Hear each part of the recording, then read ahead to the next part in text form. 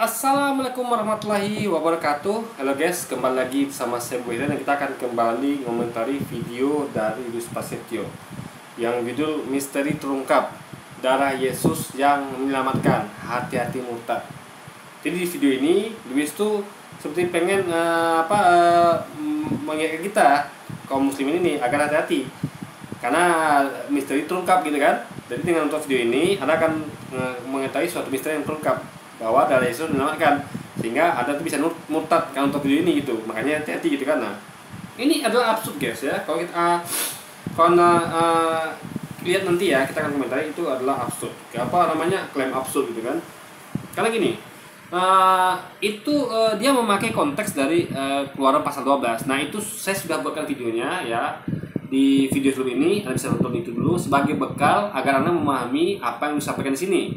Jadi saya juga kan baru membahas video itu, membahas konteks Keluaran 12, dan di situ saya membuktikan bahwa itu bukan ngomong tentang penyaliban Yesus, nggak ada hubungannya. Apalagi darah Yesus menggantikan darah domba, nggak ada. Karena di situ Keluaran pasal 12 itu adalah berlaku selamanya guys ya, berlaku selamanya.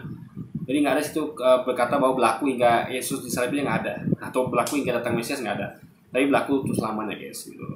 Jadi itu membantah klaim Luis yang mengatakan bahwa darah Yesus adalah mengganti darah domba. Nggak ada itu ya kan. Ini bagian nonton video itu dulu, Anda tahu konteks dari Keluaran pasal 12. Jadi nggak sama seperti yang Luis halukan gitu, yang Luis sangka-sangka, yang Luis sampaikan dalam khotbah di sini. Itu yang akan kita komentari guys, dan kita bantah habis-habisan ya. Sebaiknya nonton video itu dulu agar Anda paham lah gitu. Saya juga mengetahui video ini berdasarkan dari apa yang saya kaji di pasal di Keluaran pasal 12 itu guys. Oke, shalom Bapak Ibu, teman-teman semuanya. Kita hari ini akan bahas tentang temanya yaitu The Precious Blood, yang artinya darah yang mahal. Nah, apa sih yang tulisan blood? The Precious Blood. Blood itu ya, darah itu bahasa Inggrisnya O-nya 2. BLOOD, bukan BLODD. Tapi mungkin dia salah ketik mungkin ya. Saya nggak boleh juga suzon kalau dia ini nggak ngerti bahasa Inggris guys ya. Anggap salah ketik ya. Harusnya kan O-nya 2, bukan D2 ya Lus ya. dimaksud dengan darah yang mahal? Apa pentingnya sebenarnya bagi kehidupan kekristenan kita saat ini? Apakah penting darah ini dibahas gitu kan? Apalah ini darah kan? Tapi ini penting loh. Ini apalagi dalam. Ya memang apalah darah. Ini kalau Anda baca konteks dari Keluaran pasal 12, itu bukan ngomong tentang darah intinya, tapi tentang perintah untuk menyembelih hewan, yaitu lembu, sapi, domba, lalu memakannya ya beserta roti tanpa ragi dan sayur pahit.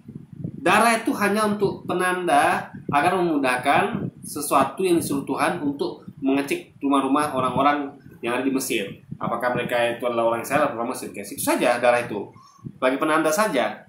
Ya. Ini perintah utamanya adalah menyembelih dan memakan kambing, lembu, domba, guys. Dalam momen Paskah ini adalah satu hal yang penting. Kita langsung aja bahas ya, The Precious Blood atau darah yang mahal. Kalau kita lihat ya teman-teman, semua orang yang berdosa itu pasti akan mendapatkan upah, yaitu upahnya maut. Kalau upah misalnya disuruh kerja 1 bulan, kemudian kita mendapatkan maut adalah kematian.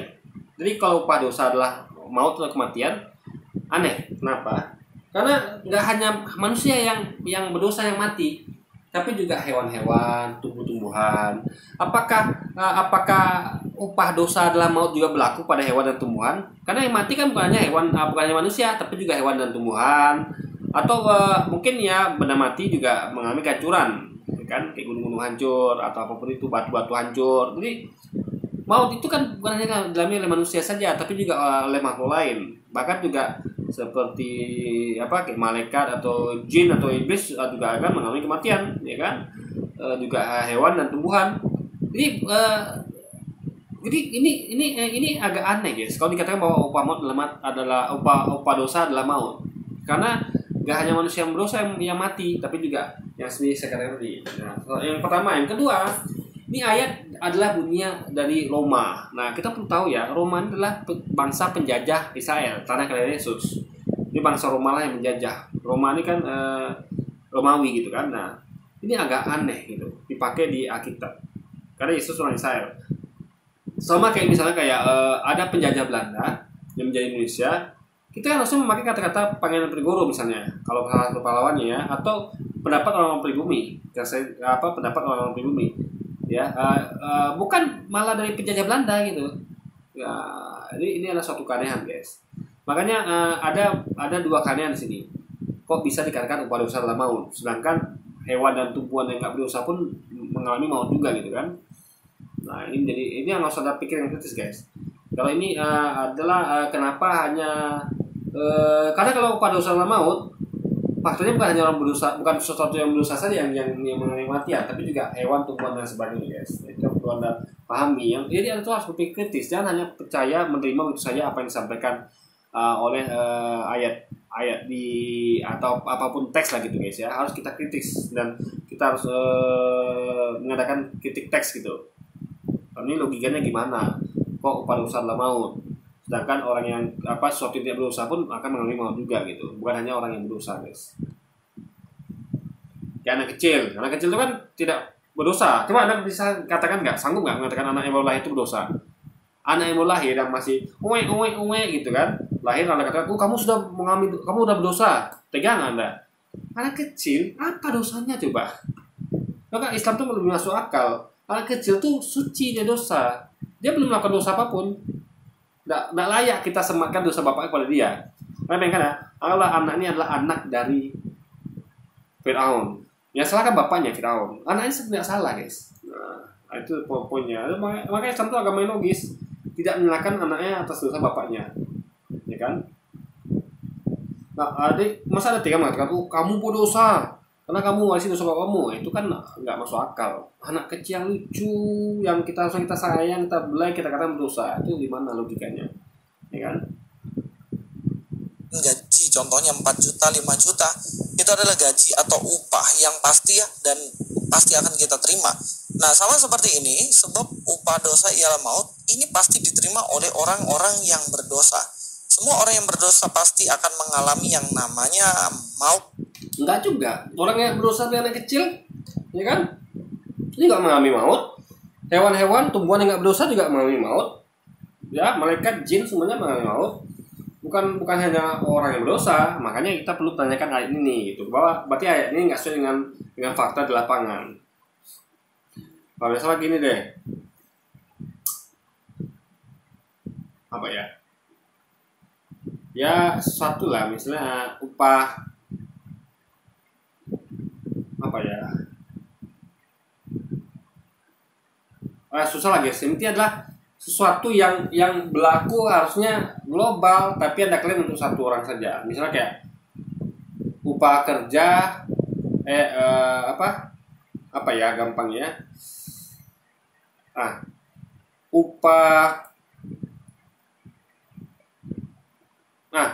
Upah kerja adalah duit. Padahal nggak semua kerja aja upahnya duit.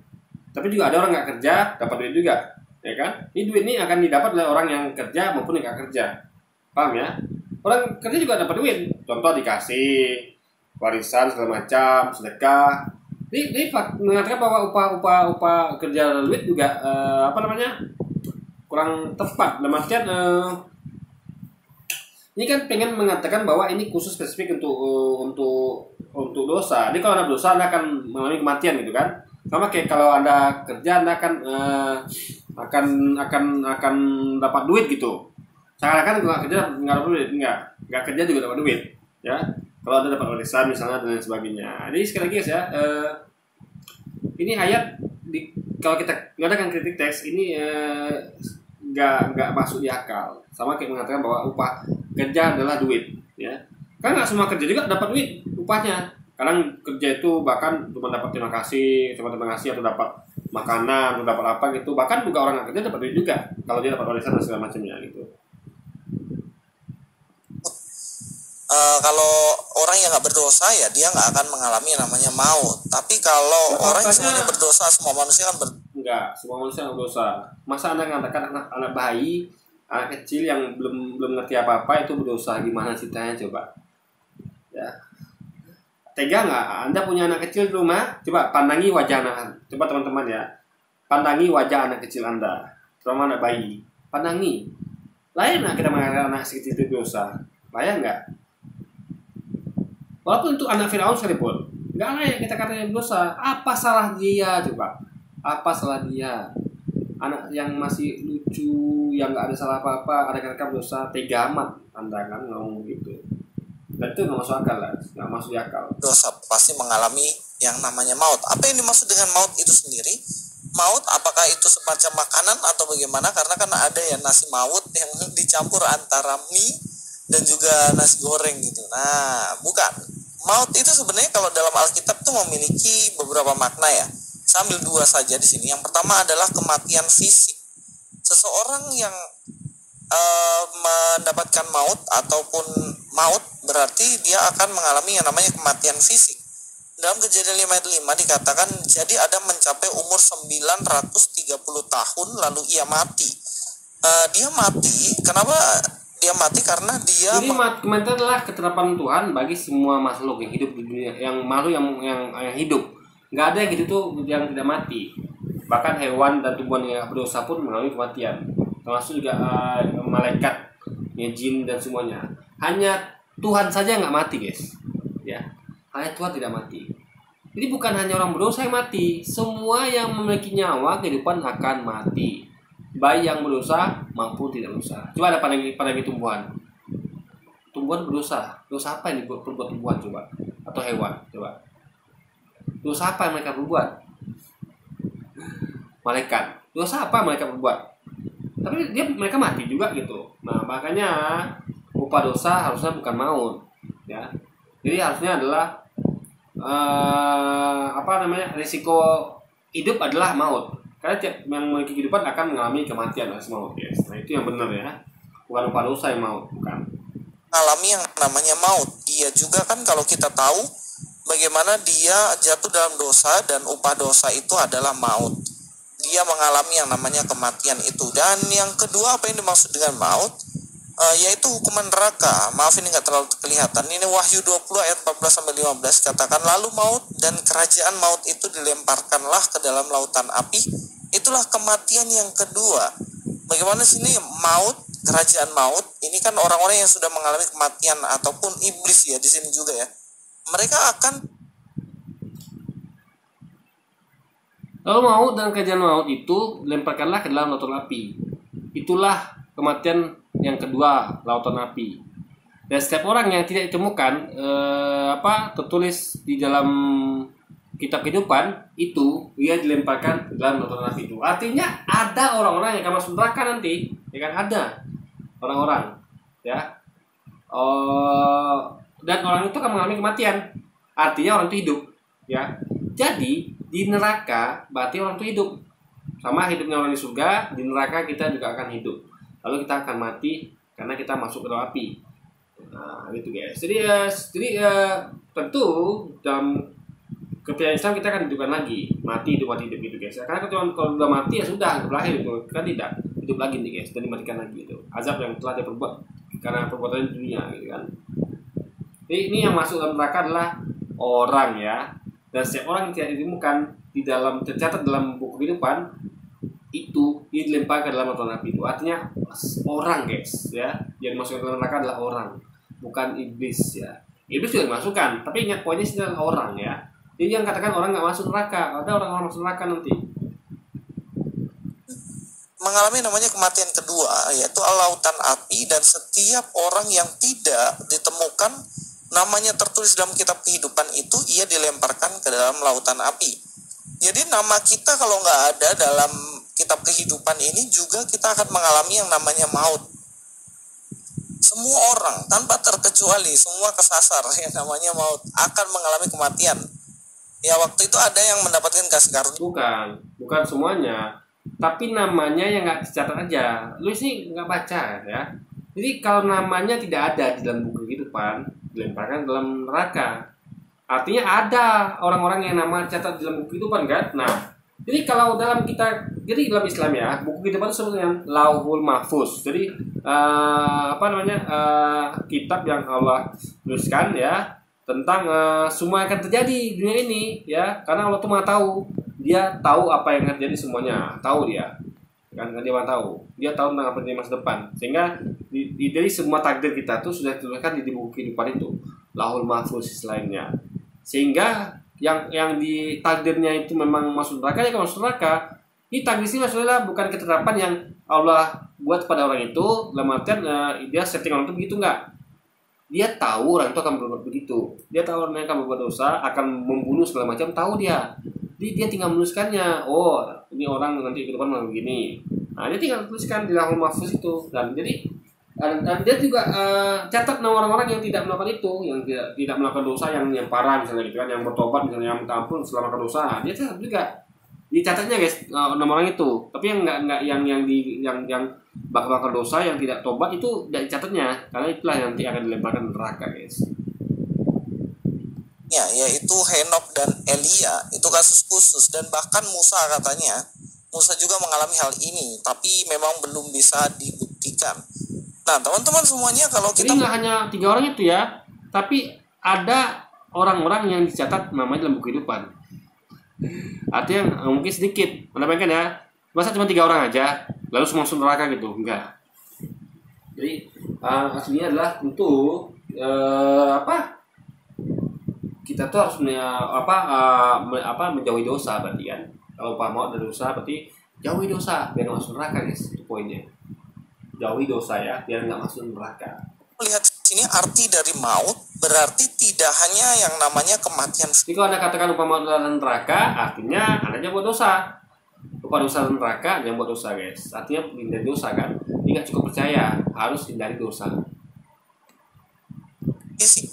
Bisa jadi juga yang artinya adalah penghukuman kekal. Adam dan Hawa jatuh dalam dosa, pasti mereka akan mati. Mereka mati fisik, mati rohani juga, dan bahkan mereka mengalami kematian. Rohnya nggak mati, rohnya hidup. Orang yang mati itu fisiknya saja, rohnya masih hidup di alam lain. Baca deh kayak kita ngomong gitu kan. Roh tuh nggak mati, yang mati hanya fisiknya saja. Roh akan tetap hidup. Lagi. Nah, ngomong-ngomong tentang mati, bukan hanya manusia mati, hewan, tumbuhan, apalagi yang lain itu juga mati guys. Semua yang berhidup bernyawa pasti akan mati, termasuk malaikat, jin, iblis, setan dan sebagainya guys. Jangan lupa itu. Kedua, harusnya gitu, tanpa juru selamat pasti akan mengalami itu. Dan kita semuanya manusia pasti mengalami yang namanya kematian, mati fisik. Jadi nggak ada juru selamat. Dalam artian yang nebus dosa nggak ada. Juru selamat iya, tapi itu manusia dari kesesatan, bukan dari dosa. Kan dosa tanggung masing-masing gitu kan, nggak ada yang nanggung dosa kita. Jadi kalau Anda baca ayat Keluaran tadi ya, pasal 12 yang saya bahas di video sebelum ini, Anda akan paham bahwa tidak ada penebusan dosa, nggak ada. Yang ada adalah yang berlaku selama-lamanya, yaitu perintah untuk menyembelih anak domba atau kambing, lembu, sapi untuk dimakan, ya, bukan darahnya. Darah itu hanya simbol, dan waktu itu karena tercampurnya antara bangsa Israel dan bangsa Mesir. Kalau sekarang kan tidak ada yang seperti itu, yang terlalu seperti itu ya. Kayak contohnya kayak di komunitas Kristen di Amerika itu kan umat Islamnya sedikit sekali. Nggak perlulah darah itu ke rumah-rumah itu kan untuk menanda, karena di kampung Kristen nggak ada orang Islam, ngapain dipakai itu pasir gitu kan. Jadi itu di tanda itu ada dipakai waktu di Mesir saja, karena itu memang rancu, ada orang Israel dengan orang Mesir, sehingga butuh tanda-tanda guys untuk membedakan antara orang Mesir dengan orang Israel. Tapi di mereka nggak perlu membedakan antara orang Islam dengan orang Kristen, karena sana hampir semua Kristen gitu kan. Orang Islam tuh sedikit sekali gitu. Tidak perlu juga rumah itu dikasih tanda gitu kan, karena orang udah tahu nih rumah orang Kristen nih. Orang Islam tuh paling ya kalau nggak ngontrak, kalau nggak rumahnya ya nebeng atau gimana gitu kan, karena itulah intinya guys. Jadi kejadian seperti saat itu ya, di Mesir itu ya nggak terjadi sekarang, banyak lagi sekarang ya, banyak itu bisa diterapkan di tengah-tengah komunitas kaum Kristen, karena semuanya orang Kristen kan. Untuk apa tanda darah itu? Berarti itu nggak penting guys. Yang penting adalah perintah untuk menyembelihnya itu dan memakannya, dan memasaknya dengan dibakar, dipanggang, bukan dengan direbus. Bahkan pasti, karena kita orang berdosa, pasti kita akan mengalami yang namanya neraka atau kematian kekal. Tapi apakah ada solusi dalam hal ini? Jelas ada. Jadi seakan-akan tidak ada opsi tobat. kita kalau buat salah kita minta maaf, kita tobat, janji mengulangi lagi dan melakukan kebaikan sebagai gantinya. Contoh, saya melakukan kesalahan di kantor, lalu datang terlambat nih, melakukan kesalahan. Kan apa yang saya lakukan? Saya tinggal datangi bos, saya minta maaf ya, saya terlambat. Saya bolos kemarin, minta maaf ya, saya janji nggak ngulangi lagi. Lalu saya ganti dengan kebaikan, dengan satu kerja lebih rajin, sehingga bos lihat, oh, dia masih punya kesalahan tapi dia rajin kok, ini buat kebaikan gitu kan. Bos pasti akan memaafkan, begitulah Tuhan. Ya.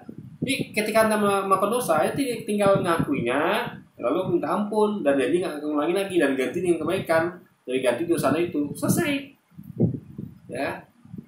Karena Tuhan manusianya begitu, bagi Tuhan gitu logikanya. Jadi nggak perlu aneh-aneh gitu kan, nggak perlu ada penebusan juga, nggak perlu. Cukup melakukan hal yang seperti saya katakan tadi guys, tobat, minta ampun, akui kesalahan, lakukan kebaikan untuk menembus dosa tadi guys. Dikatakan di sini bagaimana sih caranya? Bagaimana cara manusia selamat dari hukuman maut itu? Nah, menurut teman-teman bagaimana caranya? Perbuatan baik kah? Ataupun rajin gereja? Atau suap karena ada orang dalam surga? Apakah seperti itu? Bagaimana cara manusia itu bisa selamat dari hukuman maut? Ya, kita akan melihat dalam perjanjian lama bukan orang dalam, tapi surga neraka itu kan milik Tuhan. Jadi Tuhanlah yang berwenang menentukan apa kita tuh masuk neraka apa masuk surga. Makanya kita harus ikuti perintah Tuhan, ya kan? Buat salah sama Tuhan, berdosa ya kita tinggal minta ampun sama Tuhan yang punya neraka surga itu, sehingga dia mengampuni kita, memaafkan kesalahan kita, dan kita ganti dengan kebaikan biar dia bermurah hati sama kita, sehingga kita tidak akan dimasukkan ke neraka dan dimasukkan ke surga karena kita sudah bertobat dan berbuat baik guys. Logikanya dahulu ya, dalam perjanjian lama darah anak domba itu untuk menyelamatkan anak sulung dari maut. Waktu bukan, kalau Anda baca ya, Keluaran pasal 12 12 sampai 13 itu bukan darah domba yang menyelamatkan anak sulung dari maut, bukan darah domba, tapi perbuatan mereka ya. Dan ingat, tidak selam. Jadi gini loh, jadi gini, yang kalau baca itu konteks Keluaran pasal 12 itu ceritanya adalah bahwa Tuhan mau menghukum orang Israel, orang Mesir, karena mereka sudah menyembah Tuhan selain Allah.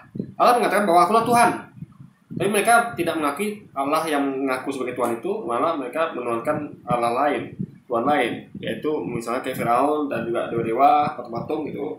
Nah, sehingga Tuhan marah, Allah marah. Tuhan Allah yang mengaku sebagai Akulah Tuhan tadi, ya, Akulah Tuhan kalian, Tuhanmu marah. Lalu dia hendak membunuh anak sulung dari orang-orang Mesir karena mereka sudah durhaka pada Tuhan. Ya. Nah, jadi itu Tuhan memang buat seperti itu. Cuman masalahnya di tengah-tengah negeri Mesir itu ada orang-orang Israel di sana. Itu masalahnya.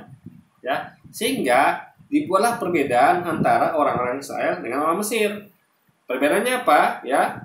Agar bisa, jadi Tuhan tuh kan mengutus sesuatu ya yang kita meyakini mungkin malaikat atau apapun yang disuruh Tuhan ya, untuk mengecek tiap rumah di negeri Mesir untuk mengetahui apakah ini orang Israel atau orang Mesir gitu. Karena memang ketetapan itu sudah bulat bahwa orang Mesir anak sulungnya akan dibunuh.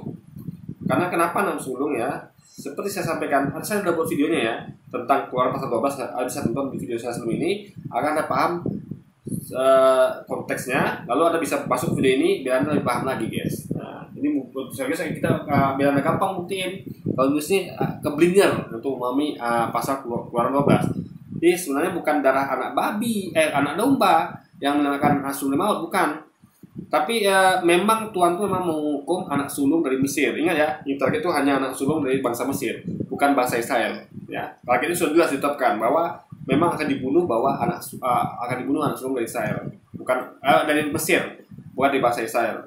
Nah, untuk itu yang diutus Tuhan ini untuk melaksanakan itu ya, tentu akan karena dia bukan Tuhan, nggak mau tahu, sehingga dia butuh tanda. Yang mana sih ini orang Israel, mana sih orang Mesir? Karena ini ada di tanah Mesir ini, di negeri Mesir ini ada juga orang Israel, sehingga nanti Israel akan bingung. Makanya perlu darah domba untuk menandai bahwa mereka itu sudah melakukan apa perintah Tuhan. Jadi mereka diperintahkan untuk menyembelih domba, lembu, sapi, anaknya, domba, lembu, sapi, lalu mereka harus memakannya, jangan tersisa sampai pagi. Jadi sebelum pagi itu harus habis. Dimakannya harus dengan dipanggang, nggak boleh mentah ya. Hanya dipanggang saja, nggak boleh mentah, atau di lain nggak boleh. Lalu dimakan dengan roti temparagi, juga dengan sayur pahit, ya kan. Lalu dengan pakaian yang pakai kayak pinggang, lalu pakai kasut alias alas kaki, ya, bisa sepatu, bisa sendal, dan pakai tongkat. Ya kan, nah, itu ritualnya. Lalu sebelum itu harus sunat dulu. Nah, ya kan, ini ritualnya ditambah lagi dengan sunat. Siapapun ya, orang yang Islam pun boleh ikut, tapi dengan syarat sunat dulu. Nah, dan itu berlaku selama-lamanya, ya kan. Nah, jadi keluar pasal 12 itu bukan ngomong tentang darah domba yang menyelamatkan ya anak sulung maut, enggak, ya kan. Bukan itu konteksnya, tapi ngomong tentang yang saya katakan tadi, bahwa darah domba itu dipakai bukan untuk menyelamatkan anak sulung maut, tapi untuk penanda, untuk bedakan antara orang Israel atau orang Mesir. Untuk penanda. Sama kayak gini. Untuk menyelamatkan saya dari hutang, saya perlu menjual mobil saya. Nah, tantangan bukti saya jual mobil itu hanya sebagai penanda bahwa saya telah melaksanakan perintah untuk jual mobil, untuk dapat uang untuk bayar hutang, paham ya? Ini bukan perintah untuk tantangan penjual mobil, enggak, tapi aksi menjual mobil itu dapatkan uang untuk bayar hutang, guys. Nah, itu perintahnya. Makanya lu mesti kalau baca keluar pasal 12 sih kan paham. Ya, nggak ada ngomong tentang bahwa darah domba itu untuk menyelamatkan anak sulung dari maut, nggak ada. Ya, nggak ada. Itu hanya sebagai tanda. Yang perintahnya adalah yang menyelamatkan dari maut itu adalah yang nggak ada. Karena di situ diceritakan bahwa Tuhan itu memang sudah menetapkan bahwa anak sulung dari Mesir harus mati. Itu ketetapan, harus dibunuh. Karena mereka telah mendurhaka pada Tuhan. Orang-orang dewasanya, bapak-bapak mereka sudah bebas Mesir, sudah durhaka pada Tuhan, sehingga anak sulungnya dikhawatirkan akan menjadi penerus bapaknya, sehingga dibunuh anak sulung itu. Dan itu sudah jadi suatu ketetapan. Jadi nggak bakal selamat, memang udah ketetapan begitu. Nah, tapi masalahnya sekali lagi saya katakan ya, di tengah-tengah bangsa Mesir, yang di negeri Mesir itu ada orang-orang Israel, sehingga nanti dikatakan sasaran suatu yang disuruhkan tadi, maka dikasih tanda berupa darah lembu, ya, darah domba, guys. Nah, untuk membedakan, karena ini pastilah suruhan Tuhan. Kalau Tuhan kan nggak mungkin, kan dia mah tahu, nggak perlu pakai darah itu, tanda-tanda itu nggak perlu. Karena ini suruhan bukan Tuhan, yang Tuhan suruh yang lain ya, entah malaikat itu, makanya mereka itu butuh tanda. Itulah tanda berupa darah domba yang dioleskan sedikit di pintu rumah, guys.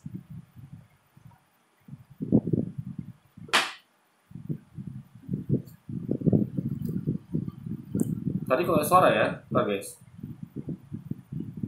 Tadi kenapa nggak ada suara, guys? Oh, guys, tadi ada sedikit trouble gitu kan. Kita sudah perbaiki bahwa ini tidak ada trouble berikutnya gitu. Kita akan sambung videonya, guys. Nah, itu untuk menyelamatkan anak sulung dari maut. Waktu di Keluaran 12 ayat 12-13, di mana semua anak sulung itu pasti akan dibantai. Itu untuk orang Mesir ya. Bahkan orang Israel juga kalau misalnya dia tidak memakai darah anak domba, anak sulungnya juga pasti akan mati. Jadi sekali lagi ketetapan itu hanya untuk anak sulung orang Mesir. Anak Israel tidak ada kena ya. Cuman untuk membedakan saja. Ibarat kayak sensus atau apapun itu kan. Jadi orang-orang yang yang memang akan ditangkap itu misalnya ditandai rumahnya. Ini pengen narkoba nih, nah ditandai rumahnya, nah ditangkap ini. Nah itu saja, guys. Jadi nggak ada hubungan sama orang Israel sebenarnya. Jadi yang dihukum itu hanya anak sulung dari Mesir, karena mereka telah mendurhaka pada Tuhan dengan menyembah Tuhan lain selain Allah, guys. Darah anak domba inilah yang bisa menyelamatkan manusia dari hukuman maut. Bukan ya. Bukan itu poinnya. Sekali lagi ya, nggak ada hubungannya dengan darah domba untuk menyelamatkan manusia dari maut, nggak ada hubungannya. Ya. Jadi itu adalah perintah ritual, ya, ritual. Bukan dengan darah itulah anak-anak Israel itu harus dari maut, tidak, bukan itu. Ya, mereka sudah udah dikatakan lolos, jadi itu darah itu hanya sebagai tanda saja. Tapi mereka diperintahkan untuk menyembelih lembu, domba, kambing, sapi untuk dimakan dagingnya, ya kan? Nah, itu poinnya guys, bukan nggak ada hubungan sama darah, nggak ada hubungan dengan darah anak domba, nggak ada guys. Seperti itu kira-kira. Loh, aturannya gimana? Nah, gini ceritanya nih. Ya, pada waktu itu Musa bertemu dengan Harun. Ya, bagaimana Musa mengatakan kepada Harun sih, Firaun. Jadi Musa bertemu dengan Firaun. Pada waktu itu ketika bertemu dengan Firaun, dia mengatakan bahwa bangsaku akan pergi. Engkau izinkan. Kalau enggak akan mendapatkan tulah sampai ke-10. Dan pada waktu tulah yang ke-10 itu, anak sulung semua pasti akan mati. Wah, tentunya ngeri dong, takut dong. Iya ya, kenapa bangsa Mesir mengalami itu? Karena mereka menyembah Tuhan selain Allah. Karena di Keluaran pasal 12 itu Allah mengatakan bahwa Akulah Tuhan. Dan mereka tidak menyembah yang mengaku sebagai Allah Tuhan, yaitu Allah itu, mereka malah menyembah Firaun atau yang lain guys, selain Allah gitu. Makanya anak mereka dihukum. Yang menjadi target adalah anak sulungnya, karena anak sulung itu akan meneruskan dari kepercayaan mereka, yang mereka gitu, pengganti bapaknya gitu kan. Nah, anak sulung semua dari orang-orang Mesir pasti akan mati, tidak terkecuali, karena mereka keras kepala, tidak mengizinkan orang Israel. Dan kemudian ada bukan itu. Kalau baca Keluaran pasal 12, karena mereka menyembah Tuhan-Tuhan lain selain Allah. Karena Allah berkata, Akulah Tuhan, ya kan? Menegaskan, aku akan membunuh Allah mereka, yaitu Tuhan mereka, termasuk Firaun gitu kan. Nah, itu dibuktikan dengan Firaun juga dibunuh kan, di laut mati sama Allah, sama Tuhan guys, yang aku Tuhan itu gitu loh. Walian dikatakan kepada orang-orang Israel, pada bangsa Israel, supaya menyembelih domba. Semuanya harus menyembelih domba. Kemudian ya kalau yang yang misalnya nggak punya sekali, ya harus gabung lah. Yang penting ada darah yang tertumpah. Darah yang tertumpah dari, bukan yang maksudnya anggota keluarga sedikit. Jadi anggota keluarga sedikit nggak perlu seekor domba, karena nggak bakal habis. Ingat ya, kenapa 1 ekor anak domba ya untuk satu keluarga? Karena itu harus dihabiskan malam itu juga. Sehingga kalau keluarga sedikit anggota keluarganya, ya kalau nggak habis ya bagi dua tetangga dengan tetangga, sehingga cukup mereka tuh harus menghabiskan ya. Jadi kalau satu keluarga bisa menghabiskan seekor domba, makanya harus dibagi ke 2 keluarga. Maka 2 keluarga boleh memakai 1 domba, karena harus habis malam itu juga gitu kan. Jadi tidak ada yang tersisa guys, alias tidak mubazir gitu loh. Di anak domba ini sebagai ganti, harusnya anak-anak sulung mereka yang mati, tetapi kematian itu akhirnya dipindahkan, yang mati adalah domba. Bukan, kamu gitu. Tidak ada anak Israel mau mati, nggak ada ya. Yang mau mati itu adalah anak sulung Mesir. Ini meskipun mereka tidak menyembelih domba, mereka tidak akan mati. Paham ya? Tidak akan mati. Jadi perintah itu adalah ritual, ya, perintah ibadah, ya, ibadah. Karena itu berlaku turun-turun selamanya. Ya, bukan pada saat itu saja. Untuk penanda bahwa mereka ini bukan anak sulung Israel, anak sulung Mesir. Biar nanti yang ngecek itu dan melakukan eksekusi itu bisa tahu, oh ini adalah anak Israel, bukan anak sulung, ini adalah anak sulung Israel, bukan anak sulung Mesir gitu loh guys. Tidak rata sebagai penanda, tapi yang penting adalah ritual menyembelih dan memakan hingga habis daging domba itu guys, itu poinnya. Supaya apa? Supaya orang-orang yang mengorbankan domba ini selamat. Itu tujuannya sebenarnya. Dan kemudian apa yang dilakukan? Darah itu jadi bangsa Mesir ya, anak sulung Mesir melakukan ritual ini pun nggak ada gunanya, karena mereka sudah ditetapkan seperti itu. Paham ya? Jadi kali gini, kalau ini adalah untuk menghapus dosa, artinya kan orang Mesir kan harusnya juga berlaku untuk mereka dong. Tapi kan tidak, mereka sudah ditetapkan kalian akan dibunuh anak sulungnya. Anak sulung Israel tidak akan dibunuh, tapi biar yang melakukan eksekusi nanti itu tahu, bisa bedakan, ya kalian harus menyembelih sapi domba, ya, biar untuk membedakan bahwa kalian tuh bukan orang Mesir, guys. Itu poinnya. Jadi bukan darah itu yang menghapus dosa, bukan ya. Ini tidak ada apa?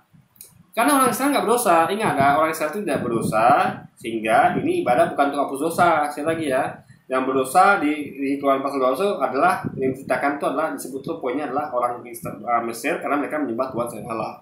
Orang Israel nggak berdosa di situ, nggak berdosa, ya kan? Mereka adalah pengikut Musa dan Harun, mereka nggak berdosa. Mereka adalah orang-orang yang taat kepada nabinya, yaitu Musa dan Harun, sehingga mereka diselamatkan. Ya, mereka tidak kena. Jadi darah ini hanya sebagai penanda kalau mereka tuh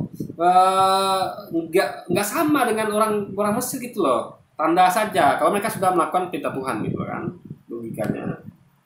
Oleskan, kemudian darah itu dioleskan di ambang pintu nih, atas, di samping-samping. Ini darah siapa? Apakah darah anak sulung? Bukan. Ini adalah darah dari anak domba itu. Supaya apa? Supaya ini bisa, darah ini menyelamatkan anak-anak sulung. Anak-anak sulung yang harusnya mati nggak mati. Ya, ingat ya, anak-anak Israel itu nggak harus mati. Nggak ada, mereka tuh selamat, dipastikan selamat. Darah itu hanya untuk penanda. Ibarat gini ya, Tuhan memerintahkan bahwa malam ini kita akan bunuh semua.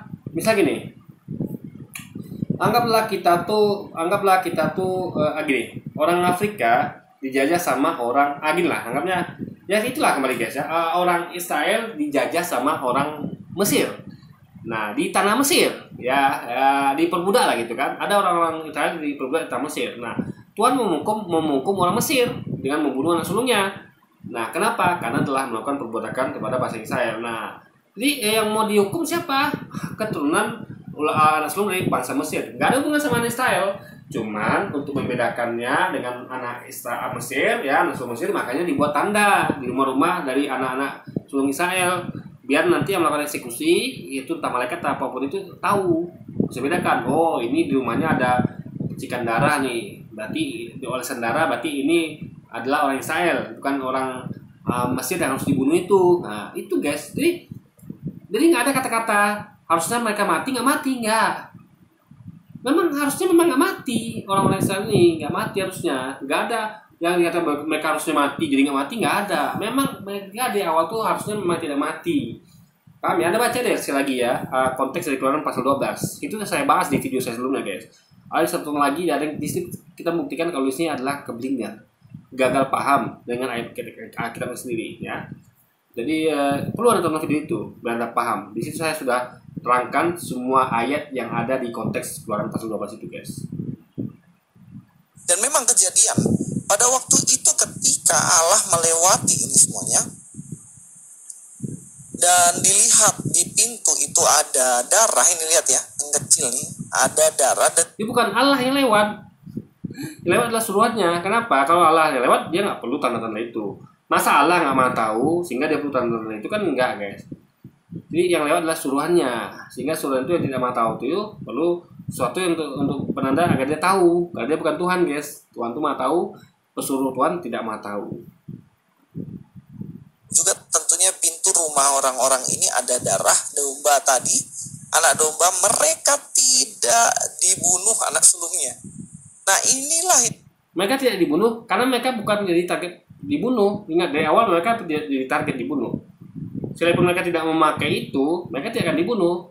Ya, kalau mereka mati itu karena yang disuruh itu adalah salah bunuh. Ingat ya, salah bunuh. Ingat ya, salah bunuh. Jadi kalau misalnya gini deh. Ya tadi itulah mereka disuruh kasih tanda rumah mereka. Ini mamanya kan ada pembunuhan pada anak sulung Mesir karena mereka telah membanggakan Tuhan, dua kabar Tuhan. Tapi tolong anak-anak yang bukan Mesir ya, anak Israel kasih tanda rumahnya biar yang ngecek ini tahu nih, ini bukan yang target kita nih. Nah, walaupun mereka lupa misalnya ngasih target itu lalu dibunuh, itu bukan salah mereka, salah yang bunuh. Kenapa kok bunuh ini? Tapi juga salah dia mereka juga. Kenapa? Mereka ngasih tanda sehingga orang ini salah sasaran itu. Ingat ya, sasaran sebenarnya adalah orang-orang Israel, orang-orang Mesir, anak sulung Mesir, bukan anak sulung Israel. Anak sulung Israel di awal sudah selamat, nggak harus mati, nggak ada mereka tuh harus mati dari awal nggak ada. Seperti kata Luis ya, ini mereka harus mati, dari nggak mati nggak ada. Dari awal memang mereka itu tidak ditetapkan untuk mati. Jadi darah itu hanya sebagai penanda kalau mereka adalah bukan bangsa Mesir. Itu bukan kalau mereka tuh nggak harus mati, nggak ada hubungan sama itu guys, nggak ada. Hanya penanda kalau mereka tuh bukan anak sulung Mesir. Sehingga mereka tuh ya sesuai ya, yang target itu aja yang dihabisi kan, dibunuh, bukan orang-orang yang nggak jadi target guys dari awal. Yang dimaksud bagaimana darah anak domba itu adalah darah yang mahal yang bisa menggantikan nyawa dari anak-anak sulung ini. Lalu apa yang terjadi? Kalau yang seperti yang disampaikan, maka harusnya yang target adalah semuanya anak-anak Israel dan anak Mesir. Cuman agar anak Israel itu nggak jadi target lagi, disapukanlah itu darah, kan nggak begitu. Kalau begitu dikatakan di konteks Keluaran pasal 12 oke lah, tapi tidak begitu. Konteks itu mengatakan bahwa yang ditarget itu hanyalah anak-anak sulung dari bangsa Mesir, bukan anak-anak sulung dari bangsa Israel. Mereka tuh tidak ditarget dari awal, sampai kapanpun tidak ditarget. Yang ditarget itu hanya anak sulung bangsa Mesir. Cuman agar untuk memudahkan yang mengecek, ya, yang Tuhan perintahkan untuk membunuh itu, makanya mereka harus dibedakan. Di rumah mereka itulah dikasih tanda darah. Dia ada yang mau melakukan eksekusi, tahu, oh ini adalah bangsa Israel, jangan ganggu gitu. Itu tanda supaya jangan diganggu, jangan dibunuh, bukan tanda bahwa bukan membuat mereka tuh jadi Islam, jadi nggak dibunuh. Padahal sebenarnya mau dibunuh enggak. Nah, makanya bacalah konteks Keluaran pasal 12, Anda akan paham. Dan itu sudah saya bahas di video ini. Silahkan tonton ya biar Anda paham. Dengan orang Mesir ya, karena orang Mesir tidak mengorbankan darah anak domba. Yang terjadi adalah ada tangisan bagi orang-orang Mesir. Firaun menangis, anaknya mati. Semua anak sulung mati. Ya, karena mereka sudah ditarget dari awal. Sementara anak-anak dari Israel nggak ditarget, ya, nggak sama sekali nggak ditarget dari awal. Yang ditarget hanyalah anak-anak dari Mesir. Jadi mereka tuh hanya untuk dibedakan saja, biar yang melakukan eksekusi bersuruh Allah tidak salah-salah gitu kan. Tapi anak-anak sulung yang di rumahnya ada darah anak domba tadi nggak mati. Nah inilah yang dimaksud dengan betapa mahalnya darah anak domba ini yang bisa menyelamatkan nyawa seseorang dari kematian. Jadi kalau ada pertanyaan seperti yang tadi, jadi kalau darah anak domba itu berharga, ya kan? Kenapa suruh sediakan domba sama lembu? Harusnya kan sediakan darahnya saja. Ingat ya, gini loh, logikanya gini. Kalau darah domba aja dibutuhkan, ya kan? Maka harusnya cukup satu domba saja untuk seluruh keluarga. Kenapa? Darah satu domba itu banyak, guys. Anda coba Anda bunuh sebeli domba, Anda tampung darahnya. Banyak itu berember-ember. Yang dibutuhkan hanya beberapa celup aja untuk tanda kan. Satu domba cukup. Tapi kalau dipintakan satu keluarga satu domba, karena yang dibutuhkan bukan darahnya, dagingnya mau dimakan, mau dihabiskan. Makanya kalau nggak sanggup habiskan ya dua keluarga satu domba gitu kan.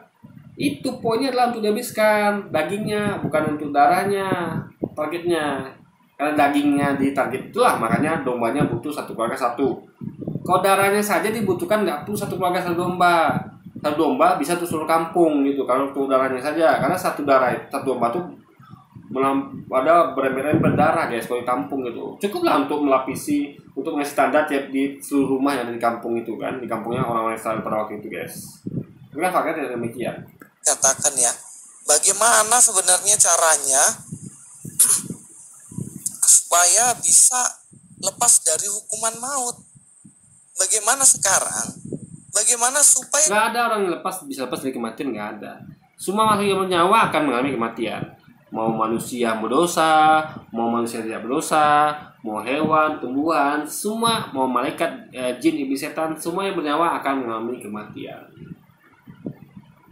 Kita bisa selamat dari hukuman maut? Nah, logikanya coba. Bagaimana caranya kira-kira? Yang tadi di Perjanjian Lama dikatakan ketika mengorbankan darah anak domba maka dia lepas dari kematian. Bukan, ya.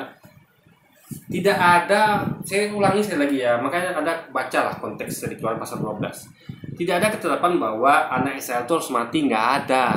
Jadi nggak ada ceritanya lepas dari kematian, nggak ada, karena memang tidak ada ketetapan mereka harus mati. Kecuali kalau gini nih, ditetapkan bahwa malam ini kita akan bunuh anak-anak sulung dari Israel dan juga Mesir. Oke, berarti memang ditetapkan untuk mati.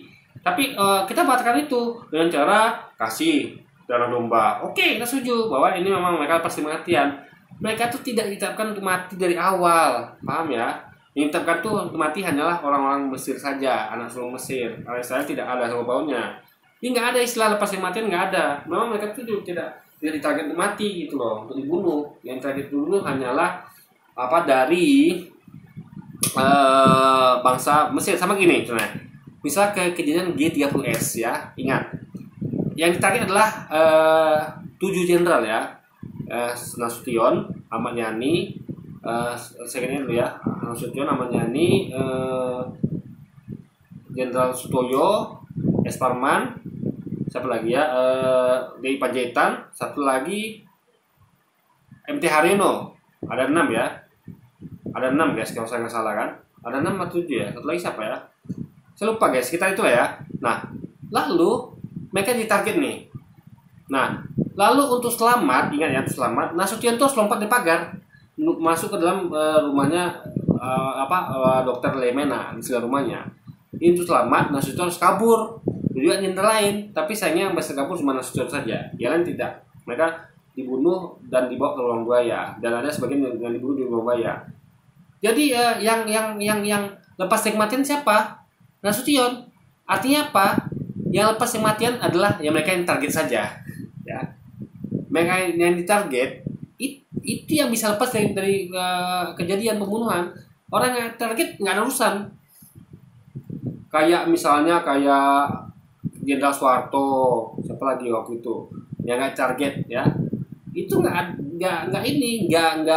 lepas dari kematian karena mereka tidak target. Sama kita tadi kejadian yang ditarget itu hanya dari anak sulung Mesir, anak sulung saya tidak ditarget, sehingga yang lepas dari kematian itu harusnya adalah hanya anak sulung Mesir. Apa urusannya dengan anak sulung saya gitu loh ya kan? Sama dengan apa urusannya Jenderal Soeharto yang dia target gitu loh. Nah di sini logikanya nggak masuk akal guys, nggak nyambung dia, nggak masuk logikanya, nggak ada logika itu kan. Nggak ada ceritanya orang lulus dari kematian kalau dia itu tidak target. Hanya orang yang targetnya yang bisa dikatakan lulus dari kematian. Kayak Nasution, bukan Soeharto tidak target gitu loh. Itu poinnya kan, kita paham ya kan. Jadi nggak ada urusannya bahwa anak-anak Israel itu adalah lepas dari kematian. Mereka memang tidak target dari awal gitu loh. Makanya kalau lepas dari kematian harusnya hanya orang Mesir, karena mereka lah yang target gitu kan, anak sulungnya. Lalu bagaimana dengan sekarang? Apakah kita membutuhkan anak domba lagi untuk mengorbankan supaya kita bisa lepas dari hukuman maut? Ya jelas butuh dong. Tapi anak domba ini sekarang menjadi darah anak domba. Tadi kita baca di Keluaran pasal 12 apa yang bunyinya, yaitu berlaku turun-temurun dan selama-lamanya. Ingat ya, ingat pada kalimat selama-lamanya. Jadi nggak ada kalimat berbunyi bahwa sampai Yesus tadi salib, nggak ada, tapi selama-lamanya. Jadi jangan ngarang nih Luis ya, jangan ngarang. Suatu tidak ada di situ, bahwa suatu disebut selamanya, Anda katakan sampai Yesus disalib, nggak ada. Nggak ada guys. Jadi ini nggak ada nih. Ini cuman, makanya saya katakan ya, ini karangan mereka saja, karangan Luis. Suatu tidak ada pada konteks itu disampaikan di sini, bahwa tidak ada anak-anak Israel itu ditarget. Jadi tidak ada ceritanya kalau suatu yang target itu adalah lepas dari kematian, nggak ada. Karena tidak ditarget. Dan lepas dari kematian adalah yang target saja, yaitu orang-orang dari anak sulung Mesir, bukan anak sulung dari Israel. Juga tadi kan yang lagi saya sebutkan ya, bahwa tidak ada dikatakan bahwa itu berlaku hanya sampai Yesus salib, nggak ada, tapi berlaku selama-lamanya guys. Allah yang kita sebut dengan the precious blood, darah yang mahal. Bagaimana bisa seperti ini? Ya, kita lihat. Kalau dalam perjanjian lama, darah anak domba untuk menyelamatkan anak sulung dari maut, itu yang tidak ada yang selamat dari ketetapan Tuhan bahwa anak Mesir harus mati. Nggak ada. Buktinya mereka mati. Jadi nggak ada sangkut pautnya dengan anak Israel. Anak Israel itu hanya dipisahkan agar mereka tuh Mereka tuh tahu, yang mau disuruhnya tahu kalau mereka tuh bukan target, ya, biar bisa dibedakan dari target yang aslinya. Sama kayak misalnya kayak polisi memburu pelaku narkoba. Ini target tuh kayak standar cuman orang-orang rumah-rumah orang pelaku narkoba. Ya enggak kan urusan gitu. Urusan cuma dikasih standar tuh biar polisi bisa bedakan. Tapi sesungguhnya target itu hanyalah orang-orang yang pelaku narkoba. Nah, yang bisa selamat siapa? Ya pelaku narkoba. Kalau mereka meloloskan diri, nggak ada sangkutnya sama ini. Karena memang orang-orang nggak narkoba nggak ditarget, guys. Jadi mereka nggak ada usaha polisi dengan mereka gitu loh. Kalau di situ poinnya, kalau mau paham ya. Tertulis dalam Keluaran pasal 12 ayat 12 sampai 13, dan kemudian sekarang darah anak domba itu nih, ada gambarnya. Darah anak domba itu yaitu yang kekal adalah Yesus Kristus. Dia mengorbankan dirinya di kayu salib, darahnya itu begitu mahal dan bisa menebus dosa-dosa manusia. Nah, inilah yang kita maksud dengan the precious blood. Bagaimana darah yang mahal ini dapat menebus setiap dosa-dosa kita. Dan di sini jelas bagaimana Tuhan Yesus mengorbankan dirinya. Jadi gini ya, setahu kita ya, tumbal itu hanya ajaran iblis ya, iblis. Kalau ada tahu di banyak komik atau game itu setiap ada makhluk jahat ya, itu selalu meminta manusia untuk menumbalkan manusia lainnya. Kalian mau tidak aku ganggu nih, kalian mau supaya tidak aku bunuh atau aku apain, kalian sembahkan seorang anak kecil atau anak yang masih gadis yang masih perawan, atau anak kecil yang masih suci dosa, kan gitu kan? Pasti minta tumbal itu makhluk jahat. Nggak mungkin Tuhan minta tumbal, nggak mungkin. Itu pasti makhluk jahat minta tumbal ya. Terus lagi ya, nggak ada Tuhan yang itu minta tumbal, tuh nggak ada. Contoh, ketika dia mau menguji Ibrahim dengan menyuruh mengorbankan anaknya yaitu yang entah Ishak atau Ismail lah, kalau kita meyakini sebagai Ismail, itu kan hanya ica-ica, pura-pura. Tuhan tuh hanya menguji Ibrahim, bukan beneran. Buktinya Tuhan ganti tuh anak Ibrahim itu dengan seekor domba. Itu buktinya bahwa Tuhan tuh tidak pernah memerintahkan untuk serius bunuh manusia, nggak ada. Tumbal manusia itu nggak ada. Itu hanyalah lelucon. Maksudnya lelucon Tuhan, bukan lelucon juga sih. Ujian Tuhan untuk manusia. Jadi nggak beneran gitu, ica-ica gitu guys. Pura-pura saja gitu kan. Karena sesungguhnya memang Tuhan ciptakan manusia bukan untuk dibunuh, bukan untuk ditumbalkan. Tapi makanya itulah gunanya Tuhan tuh menciptakan domba, lembu, sapi untuk kita santap. Jadi kita bunuh sembelih untuk disantap. Bukan manusia yang mau dimakan seperti tadi itu kan. Di pasal Keluaran 12 yang dimakan itu adalah domba, lembu, kambing gitu. Bukan manusia. Nah, itu poinnya. Jadi nggak ada penumbalan manusia, itu nggak ada. Itu hanya ada dilakukan oleh makhluk jahat yang ada di toko komik atau film-film ya. Tuhan itu faktanya tidak melakukan itu. Terbukti ketika dia menyuruh Ibrahim itu hanya pura-pura untuk mengorbankan anaknya. Tuhan ganti anaknya dengan seekor domba. Artinya Tuhan itu tidak punya tendensi sama sekali untuk mau bawa menumbalkan manusia, enggak ya. Enggak ada guys. Itu hanyalah perbuatan dari makhluk jahat yang ada dalam komik-komik untuk minta tumbal seorang manusia untuk menebus kesalahan manusia-manusia lainnya guys. Salib sekali untuk selama-lamanya, bukan setiap berulang-ulang setiap kali ini mempersembahkan lagi. Masalahnya di Keluaran pasal 12 itu ritual itu yang berlaku selamanya, bukan ini gitu loh. Jadi kita harus melakukan itu selama-lamanya guys ya. Ketetapan itu berlaku tuh selama-lamanya. Ini nggak ada berhenti tengah-tengah, nggak ada. Baca dong konteksnya ayatnya gitu kan. Berlakunya selama-lamanya, bukan berlaku hingga sampai setelah Yesus salib, nggak ada. Ayat yang begitu nggak ada guys. Enggak, tapi sekali saja untuk selama-lamanya. Nah teman-teman kalau tahu ya, jadi sesuatu ini yang disampaikan tidak ada terus di konteksnya, nggak ada. Dalam artian yang ngarang guys ya. Kalau baca Keluaran pasal 12 nggak ada ngomong tentang ini. Cuma disampaikan sama dia tuh nggak benar guys ya, nggak seperti itu. Dan saya udah buatkan videonya ya. Pas khusus tentang Keluaran pasal 12 nih ya, bisa tonton di video sebelum ini guys. Dulu dalam perjanjian lama orang mengorbankan domba ini bisa sehari 2 kali, pagi dan juga sore mempersembahkan ini. supaya apa? Dosa-dosa bangsa Israel dan para imam diampuni. Tetapi Bukan. Itu mereka lakukan ya sebagai ibadah. Pengingat kalau mereka tuh dulu dipisahkan dari bangsa Mesir. Kalau ibadah gini loh ya, kan bangsa Israel itu kan tidak menuhankan selain Allah, mereka menuhankan hanya Allah. Sehingga untuk ingat itu, makanya mereka sebagai penanda mereka dikasih ibadah seperti itu. Inilah ibadah yang memisahkan mereka dengan orang-orang Mesir. Karena orang Mesir kan menyembah Tuhan yang lain, sehingga mereka tuh nggak dikasih ibadah itu. Penandanya, maka saya begini misalnya ya, ada orang yang merokok, ada yang nggak merokok misalnya. Nah, orang yang tidak merokok beri standar dengan cara mereka tuh harus pakai jubah putih atau gimana. Itu sebagai penanda. Nah, itu harus mereka lakukan turun temurun selama lamanya gitu guys. Untuk menjadi penanda, itulah ibadah yang mereka lakukan ya, keseragam mereka yang mereka lakukan untuk membedakan mereka dengan orang merokok gitu guys. Nah, itu logika. Jadi hanya sebagai untuk penanda bahwa mereka tuh itulah ibadah yang dilaksanakan orang-orang yang tidak menyembah Tuhan selain Allah guys. Paham ya? Jadi orang-orang yang menyembah Tuhan selain Allah itu yang nggak ada ibadahnya, mereka yang seperti bangsa Mesir yang memang ditarget untuk dibunuh anak sulungnya guys. Nah, itu perlu dipahami ya kan.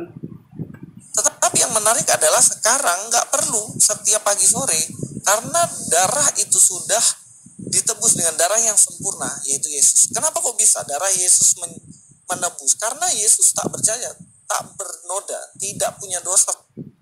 Di situ ngomong bukan tidak bercela tuh tidak berdosa. Ingat ya, yang dikomongkan adalah domba yang tidak bercela.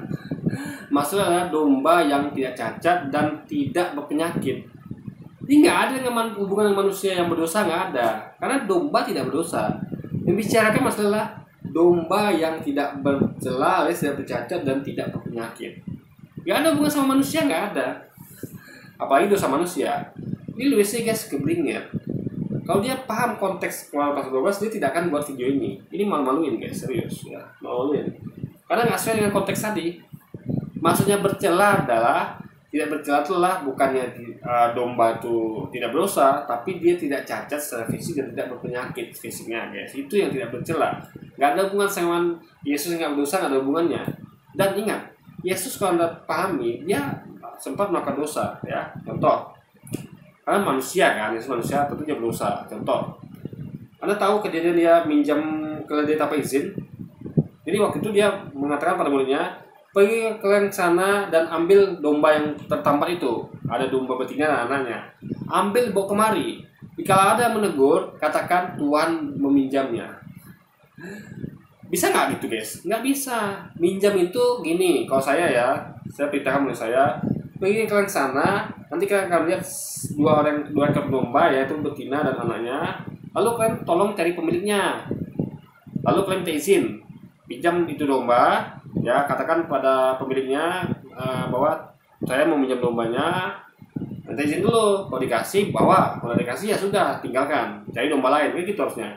Bukan dengan pergilah dan ambil domba itu, kalau ada yang negur nanti katakan Tuhan meminjamnya. Itu bukan minjam namanya guys, tapi nyuri. Karena minjam tanpa izin dahulu. Ingat ya, minjam itu adalah selalu minjam dahulu. Nggak bisa tuh pergi nampak motor udah bawa, kalau ada negur baru katakan saya minjam ya, nggak bisa gitu. Itu namanya mencuri guys, itu dosa ya. Jadi itu adalah bukti bahwa Yesus dosa. Yang kedua, dia ngutuk pohon ara. Pohon ara ini kan belum waktu berbuah. Yesus lihat dari jauh, oh itu udah pohon ara. Nah, tapi karena dia bukan Tuhan, dia nggak tahu bahwa itu pohon ara nggak berbuah, sedang nggak berbuah karena belum musimnya, bukan musimnya. Lalu dia mendekat untuk memastikan kalau itu memang tidak ada buahnya. Nah, itu sudah membuktikan dia bukan Tuhan.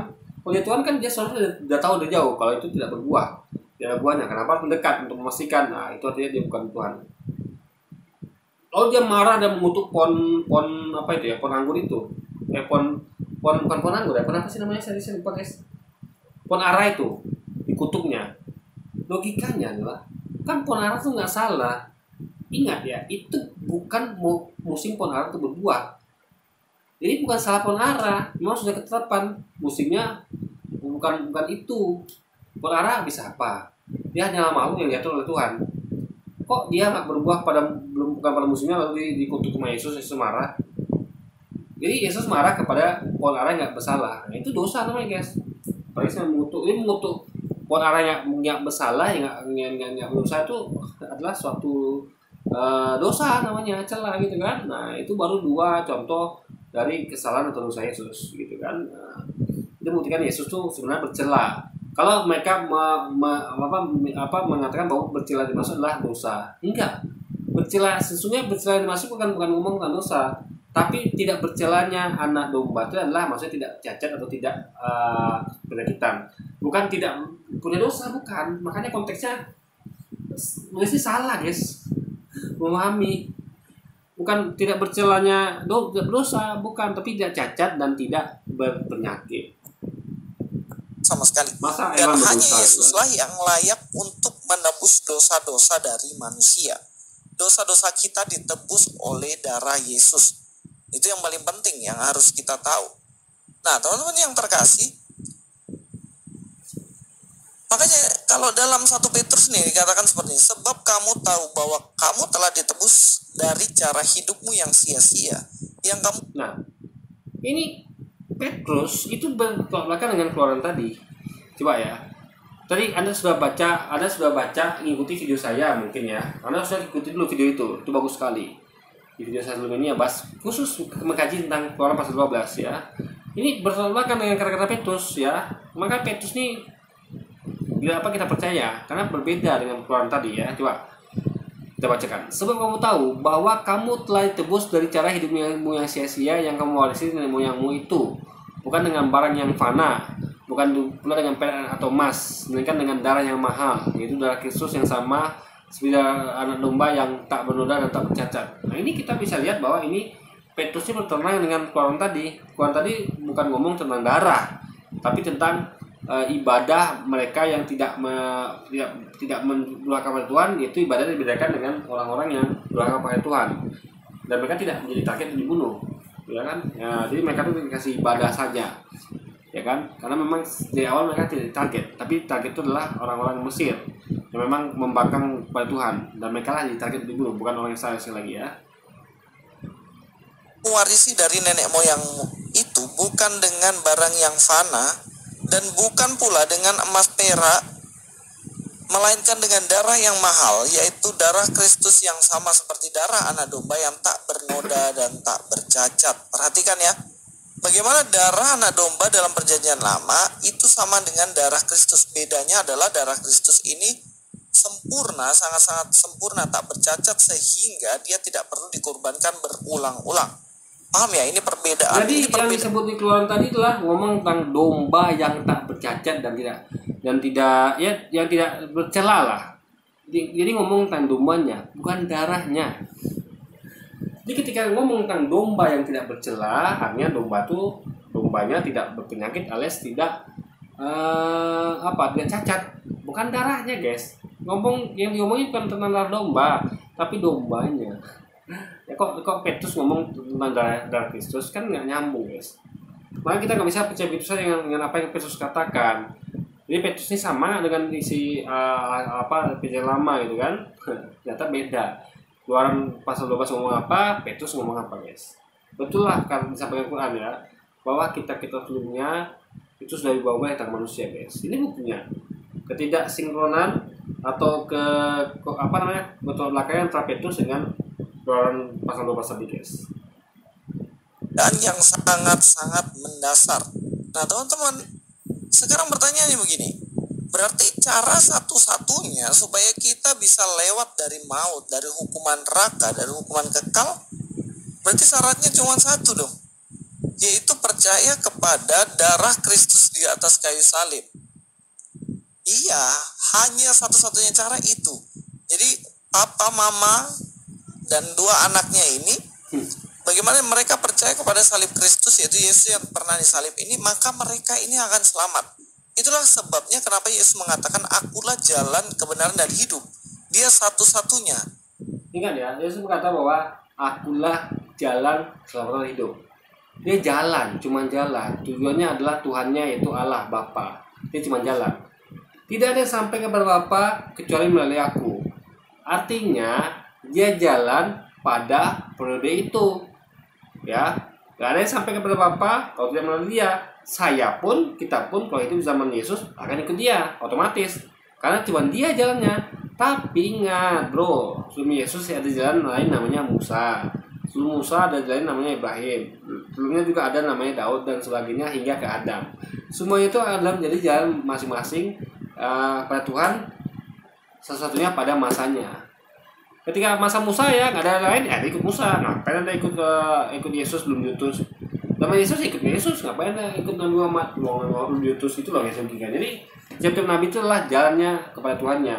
Yang tergantung kita ikut yang mana. Ada di zaman apa gitu kan? Ada di zaman Yesus ya ikut Yesus, ikut di zaman Muhammad ikut Muhammad, ikut di zaman Musa ikut Musa gitu guys.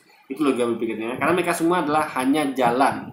Ada utusan yang Tuhan mereka yaitu Allah perintahkan pada mereka untuk menjadi jalan bagi kita untuk mencapai Allah Tuhannya mereka guys.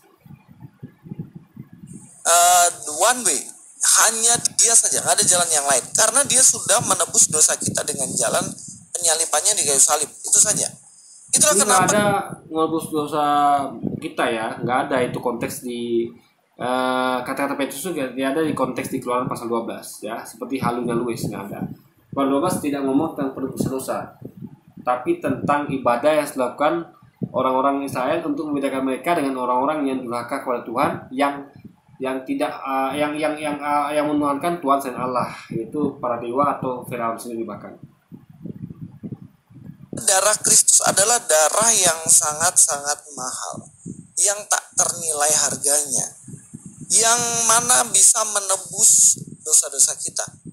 Apa kalau tadi ya darah domba dioleskan di ambang pintu, sekarang apakah darah Kristus itu sudah ada dalam hidup kita? Apakah kita sudah sesungguhnya sudah benar-benar percaya kepada Kristus? Jadi mereka tidak percaya kepada darah itu. Darah itu kan sebagai penanda saja. Yang mereka percaya adalah perintah untuk memakan daging itu guys ya, menyembelih dan memakan daging itu beserta roti tanpa ragi dan sayur pahit ya, itu poinnya. Karena hanya darah Kristuslah yang bisa menebus setiap dosa-dosa kita. Itulah makna dari Paskah yang sesungguhnya. Bagaimana ketika Kristus disalibkan, dia menebus dosa kita melalui darahnya, kita tidak lagi akan mengalami yang namanya kematian kedua, kematian kekal, tetapi kita beroleh. Paskah konteksnya dalam Keluaran tadi pasal 12 bukan ngomong tentang penyaliban Yesus atau penebusan dosa oleh Yesus, nggak ada. Konteks Paskah pada Keluaran 12 itu adalah perintah bagi orang Israel ya, kepada orang Israel untuk melaksanakan ibadat ya. Untuk ibadat ini adalah menjadi pembeda mereka dengan orang-orang Mesir, yang orang Mesir itu adalah membangkang durhaka pada Tuhan, tidak menyembah Tuhan yang benar ya. Tuhan yang mengaku bahwa akulah Tuhanmu, yaitu Allah mengaku bahwa akulah Tuhanmu. Dan ada klaim seperti itu, mereka katakan kan, enggak, masa Tuhan ngaku Tuhan gitu kan? Loh, memang Tuhan harus ngaku Tuhan ya kan? Allah ngaku Tuhan, Yesus nggak ngaku Tuhan, ngapain ada Tuhan kan Yesus yang ngaku Tuhan? Cuman juga ada yang ngaku Tuhan selain Allah, yaitu Yesus Firaun. Harus kaji ini Firaun ngaku Tuhan, Allah ngaku Tuhan, yang mana benar? Oh ternyata dikaji Allah yang benar Tuhan, Firaun bukan. Lu bagaimana yang tidak ngaku Tuhan Yesus? Ya jangan Tuhan kan, dia tidak ngaku Tuhan kok. Itu poinnya. Jadi untuk membedakan antara orang Mesir dan orang Israel, yaitu orang Israel itu tidak menyembah Tuhan selain Allah, orang Mesir menyembah Tuhan selain Allah, makanya dibedakan, dikasih ibadah kepada orang Israel dengan menyembelih korban domba atau sapi untuk dimakan dagingnya, dimasak dengan cara dipanggang, boleh direbus, dimakan dengan roti tanpa ragi, dengan rebusan bukan rebusan, dengan sayur pahit, dengan memakai pakaian yang ikat pinggang memakai pinggang, tongkat dan alas kaki. Nah itu poinnya ya. Nggak di situ tidak ada ngomong tentang penebusan dosa, nggak ada guys ya. Jadi Luis ini kalau dia ngerti konteks 12 ya, itu bertolak belakang dengan Petrus katakan. Itu dikatakan itu disebut dengan kontradiksi, dan itu terjadi ya, bukti bahwa klaim Quran itu benar ya. Maha suci Allah dengan firman-Nya bahwa kita sebelumnya itu sudah diubah oleh manusia, dan itu buktinya ada kontradiksi antara Petrus dengan Keluaran pasal 12 tadi guys. Oke, jadi mungkin sekian dulu video kita kali ini guys. Sampai jumpa lagi di video-video selanjutnya. Wassalamualaikum warahmatullahi wabarakatuh guys.